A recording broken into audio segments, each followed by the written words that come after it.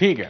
मी एक अनिल पाटलांचा एक मुद्दा घेऊन लंकेंकडे जातो. लंकेजी, मगाशी आपण अनिल पाटलांचं बोलणं ऐकत असाल, त्यातला त्यांनी एक मुद्दा मांडला, तो इंटरेस्टिंग आहे आणि अजित पवारांनी सुद्धा तो यापूर्वी मांडला होता की तुमच्याकडे म्हणजे राष्ट्रवादी काँग्रेस शरदचंद्र पवार पक्षामध्ये आणखी फुटाफूट होऊ नये म्हणून केलेला एक प्रकारचा प्रयत्न म्हणजे युतीच्या चर्चा, एकत्र येण्याच्या चर्चा, हा एक प्रकारचा डॅमेज कंट्रोलचा तुमच्या पक्षाचा प्रयत्न आहे, ती अजित पवारांच्या पक्षाची गरज नाही. या बाबतीत काय म्हणणं आहे आपलं?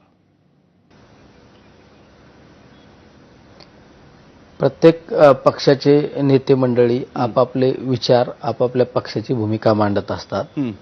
त्यांना जे सुचलं, त्यांना जे वाटलं त्यांनी ती मांडणी केली. बरं. पण प्रत्यक्षरित्या तसा काही प्रकार कुठेही आमच्या तरी निदर्शनात आलेला नाही. फक्त आता अनिल पाटील साहेब आमचे सहकारी मित्र आहे. आम्ही 5 वर्ष बरोबर काम केलं. बरोबर आहे. आमदार साहेब ते मिनिस्टर होते, सहकार मंत्री असताना त्यांनी अतिशय चांगले कामं केले. म्हणजे पुनर्वसनासारखा विषय, महत्वाचे विषय त्यांनी हँडल केलेले आहे. पण त्यांना जे वाटलं ती भूमिका मांडली, दादांना जे वाटलं ती भूमिका मांडली. पण माझ्या विचाराने असा कुठलाही चर्चा किंवा असे काही फुटीचे प्रकार तरी कुठं असे आढळून आलेले नाही. आता आम्ही तर सर्व संसदेमध्ये काही खासदार, 10 खासदार आम्ही ज्यावेळेस काम करतो, या विषयावर आमची कधी चर्चा पण होत नाही. आम्ही फक्त एखाद्या मुद्द्यावर चर्चा करायची. राजकीय जर मुद्दा आला तर आम्ही डायरेक्ट सांगतो. आमच्या संसदेमध्ये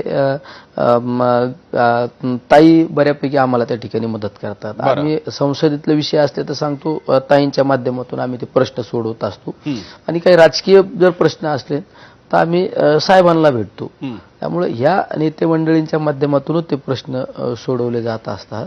त्यामुळे असा कुठलाही डॅमेज कंट्रोल करण्याचा भाग मला तरी वाटत नाही. प्रत्येकाचा मतांतर असू शकतं. अनिल पाटील साहेबांचा असेल, आपल्या पत्रकार साहेबांचा असेल, तुमचा असेल, अजून वेगवेगळ्या नेत्यांचं वेगवेगळं मतांतर असेल. पण असा प्रकार तरी माझ्या समोर असा कुठे निदर्शनात आलेला नाही. मी विजय चोरमारेंकडे हाच मुद्दा घेऊन जाईन. विजय चोरमारेजी, कदाचित पक्ष नेतृत्वाची ती सूचना असेल आणि शेवटी हे दोघेही जाणकार नेते आहेत, लंके असतील किंवा अनिल पाटील असतील, एक मुशीत मुरलेले नेते आहेत शरद पवारांच्या, राष्ट्रवादी काँग्रेसच्या, अजित पवारांच्या.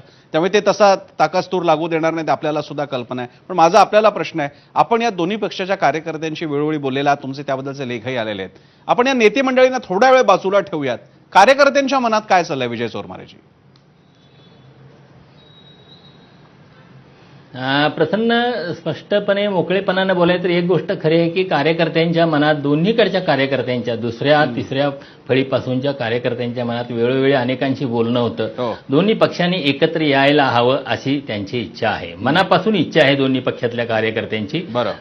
त्याची कारणे एक आहेत. कारण इतके वर्ष एकत्र राहिल्यानंतर जे भारतीय जनता पक्षासोबत गेले अजितदादांचे कार्यकर्ते आहेत, त्यांना भारतीय जनता पक्षाच्या कार्यकर्त्यांच्या सोबत बसणं अजून ते अंगवळणी पडलेलं नाही किंवा त्यांच्यासोबत ते अजून मिसळलेले नाहीत. तीच परिस्थिती एकनाथ शिंदेच्या शिवसेनेचे, म्हणजे शिवसेना आणि भाजपचे कार्यकर्ते मिसळू शकतात, पण हे काँग्रेस कल्चरमधले कार्यकर्ते आहेत. किती जरी सत्तेसाठी किंवा अन्य काही कारणामुळे ते जरी भाजपसोबत गेले असले तरी ते मूळ कल्चर काँग्रेसचं आहे.